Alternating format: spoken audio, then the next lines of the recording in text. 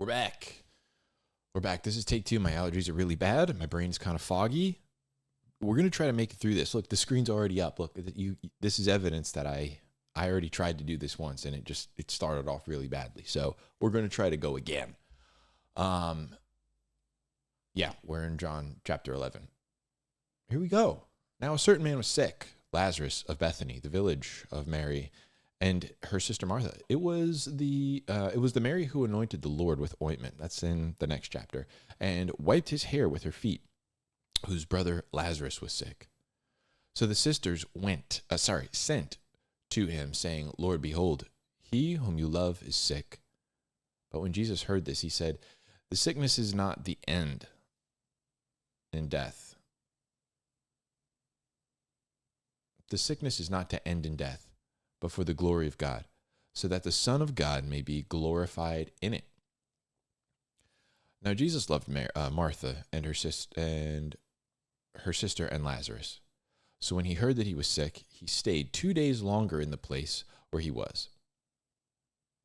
Then right after this, he said to his disciples, let us go to Judea again. And his disciples said to him, Rabbi, the Jews were seeking to stone you, and you're going there again? Jesus answered, are there not 12 hours in the day? If anyone walks in the day, he does not stumble, because he sees the light of this world. But if anyone walks in the night, he stumbles, because the light is not in him. This he said after that he said to them, our friend Lazarus has fallen asleep, but I go so that I may awaken him out of his sleep. And the disciples said, Lord, if he's fallen asleep, he'll recover. Now Jesus had spoken of his death, but they thought he was speaking of literal sleep. So Jesus said to them plainly, Lazarus is dead, and I am glad for your sakes that I was not there, so that you may believe. But let us go to him. Therefore, Thomas, who is called Didymus, said to his fellow disciples, let us also go, so that we may die with him. He thought that they were going to get killed by the Jews there. That's funny. I don't know if I've ever actually pulled that out. That's hilarious. So when Jesus came, he found that he had already been in the tomb for 4 days. Now, Bethany was near Jerusalem, about 2 miles off, and many of the Jews had come to Martha and Mary to console them concerning their brother. Martha, therefore, when she heard that Jesus was coming, went to meet him, but Mary stayed at the house. Martha then said to Jesus, Lord, if you had been here, my brother would have not died. Even now I know that whatever you ask of God, God will give you. You know what I mean? Jesus said to her, your brother will rise again. And Martha said to him, I know that he will rise again in the resurrection on the last day. Jesus said to her, I am the resurrection and the life. He who believes in me will live even if he dies. And everyone who lives and believes in me will never die. Do you believe this? She said to him, yes, Lord, I believe that you are the Christ, the Son of God, even he who comes into the world. When she said this, she went away and called Mary, her sister, saying secretly, the teacher is here and is calling for you. And when she heard it, she got up quickly and was coming to him. Now Jesus had not come to the village yet, but was still in the place where Martha met him. And the Jews who were with her in the house and consoling her, when they saw that Mary had gotten up quickly and went out, they followed her, supposing that she was going to the tomb to weep there. Therefore, when Mary came where Jesus was, she saw him and fell at his feet, saying, Lord, if you had been here, my brother would not have died. I don't know what the tone is here. If it's like, if you hadn't been here, or she was kind of dejected. I'm not sure. When Jesus therefore saw her weeping, this was probably just more sad. When Jesus saw her weeping, and the Jews who came with her were also weeping, he was deeply moved in spirit and was troubled, and said, where have you laid him? And they said, Lord, come and see. And Jesus wept. So the Jews were saying, see how he loved him. And some said, could not this man who opened the eyes of the blind have kept this man also from dying? We'll come back to that. So Jesus, again, being deeply moved within, came to the tomb. Now it was a cave, and a stone was laying against it. And Jesus said, "Remove the stone." Martha, the sister of the deceased, said to him, "Lord, by this time there will be a stench, for he has been dead 4 days." And Jesus said to her, "Did I not say to you that if you believe, you will see the glory of God?" So they removed the stone, and Jesus raised his eyes and said, "Father, I thank you that you have heard me. I knew that you always hear me. But because of the people standing around it, I said, so that they may believe you sent me." When Jesus said these things, he cried out with a loud voice, "Lazarus, come forth." The man who had died came forth, bound hand and foot with wrappings, and his face was wrapped around with a cloth. And Jesus said, "Unbind him and let him go." Therefore, many of the Jews who came to Mary and saw what Jesus has done believed in him. Not all, many. Crazy. But some of them went to the Pharisees and told them the things which Jesus was doing. Bro, tattletales. Therefore, the chief priests and the Pharisees convened a council and were saying, "What are we doing? For this man is performing many signs." Signs, bro. Signs? He's raising the dead. "If we let him go on like this, all men will believe in him, and the Romans will come and take away both our place and our nation." But one of them, Caiaphas, who was a high priest that year, said to them, "You know nothing at all, nor do you take into account that this is expedient for you, that one man die for the people, and the whole nation will not perish." Now, he did not say this of his own initiative, but being the high priest that year, he prophesied that Jesus was going to die for the nation. Not only for the nation, but in order that he might gather together also gather together into the children of God who were scattered abroad. So from that day on, they planned together to kill him. Therefore, Jesus no longer continued to walk publicly among the Jews, but he went away from there to the country near the wilderness, into a city called Ephraim. Maybe, don't know how to pronounce any of these. And he stayed there with his disciples. Now the Passover of the Jews was near, and many went up to Jerusalem out of the country before the Passover to purify themselves. So they were seeking for Jesus, and were saying to one another as they stood in a temple, "What do you think? That he will not come to the feast at all?" Now the chief priests and the Pharisees had given orders that if anyone knew where he was to report it, so that they might seize him. That's pretty crazy stuff, honestly. Like, the fact that some people they get it. And this is true in life. This is why we have these stories. Okay, listen, this is why we have these stories. This is a still frame, right? But really not still frame. This is a little snapshot of what we experience in the real world, in people having a relationship with Christ. Some people get it, and some people just don't. We're looking at the same thing, the same exact thing, and yet one people say, "That's it. He's the Christ. He's the Son of God. He is the Word of God incarnate." It's it. We have to yield. What other response is there? Praise be to him. And other people go, I don't know. You could see a guy. This is why, again, we talked about this another time, but here's yet another example why.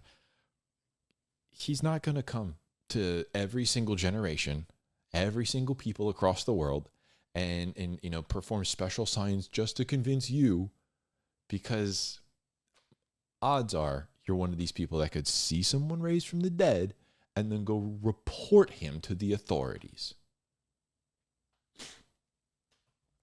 Odds are.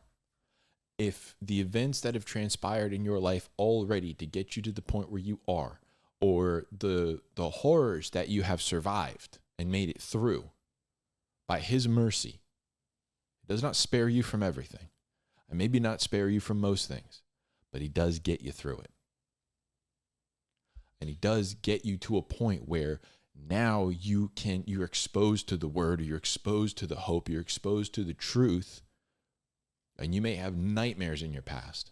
You may have nightmares in your future too. But you're here at a place where you're hearing the truth and you're seeing the truth, and what are you going to do with it? People have come from a lot worse. People have come from a lot less worse, less bad. People have way worse roads ahead of them than you, and people have way better roads ahead of them than you. None of that matters. Everybody, no matter what their walk of life, everybody has all of their baggage, all of their experience, all of their parents, all of their friends, all of their, former partners and whatever.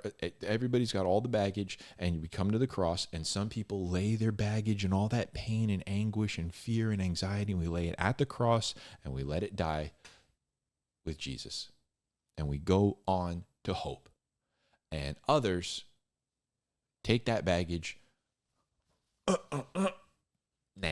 and walk away. We all see the same thing. We all have the same Bible.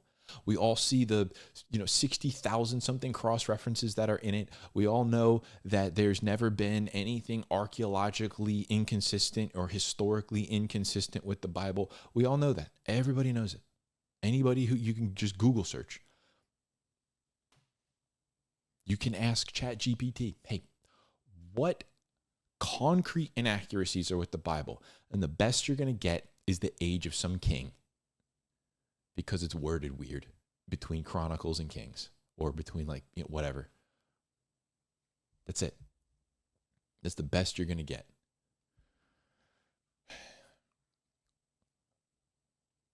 These people actually saw a man raise another man from the dead.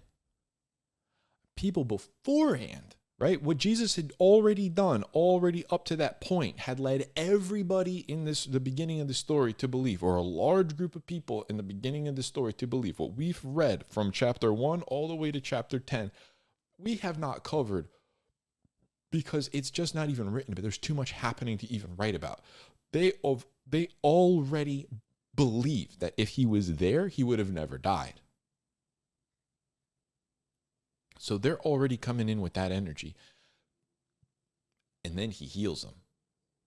So he's got even power and dominion over death. Death itself. He can put life back into a man. People try to say he's not God. People try to say he's not God. And everybody does exactly what he says. Move the stone. Unbind him. He just has authority over everything. And then you got these guys that are conspiring to kill him. And it's just, this is what happens. This is what happens. This is why he has no obligation anymore. He came to his own people at the perfect time, fulfilling all of the prophecies that they knew by heart, studied every day. And they still killed him. We would do the exact same, probably even faster. So, or maybe not, I don't know, but couldn't have came to a more receptive people, or that should have been, and even they, seeing the most convincing thing you could see, still felt that, he's causing a bit of ruckus. See, this is the thing. I think it's maybe the final takeaway, if we're looking at the entirety of the story, or maybe even all, 10, 11 chapters now up to this point. The Jesus that the real Jesus, the real one, not the one that we've added a bunch of stuff to, it's not for everyone. A lot of people just don't like him. He's not, this mild-mannered, sweet European, never done a hard day's work in his life, looking, blonde hair, blue-eyed Jesus. It's not him. It's not him. There's other books in the gospel that said his appearance was regular. You would not look at him and go, wow, that's somebody. You never stand out in a crowd. You're just a regular guy looking like a regular dude. Nothing becoming about him. Just average. Just an average 30-year-old guy walking around, just moving and shaking everything. Just a real disruptor. Causing a ruckus. People don't like the ruckus. They don't like ruckus when their position's getting rucked. So, people want to, why doesn't God just do this, or why did Jesus go then, or whatever? Because you disrupt all of this. He would completely disrupt this. When he came to your church, he came to your rock concert, pouring glitter down from the sky church, or your mass. He'd wreak havoc in there. He'd coming in, hooting, hollering, speaking, and he'd come in there and wreak havoc in there. Shamanama, he'd wreak havoc in there. Kissing snakes, he'd wreak havoc in there. Preaching hate, he'd wreak havoc in there. He'd disrupt the whole thing. You wouldn't like him, you'd throw him out. But, you're being divisive. It's a pretty clear divide here. Just him doing the miracles was divisive. Him doing nothing but good was divisive. It's pretty shocking. Anyway, that's about it out of this. I don't want to go into any more. That'll be about it. So next we got chapter 12. And chapter 12 is going to kind of harken back to this kind of past future reference thing that John is mentioning here, because he's saying like this next story is actually about the Martha. They're going to hear, and then we're going to go back. Chapter 12, even though it's chronologically, it's actually before. So anyway, thanks for watching, and read your Bible.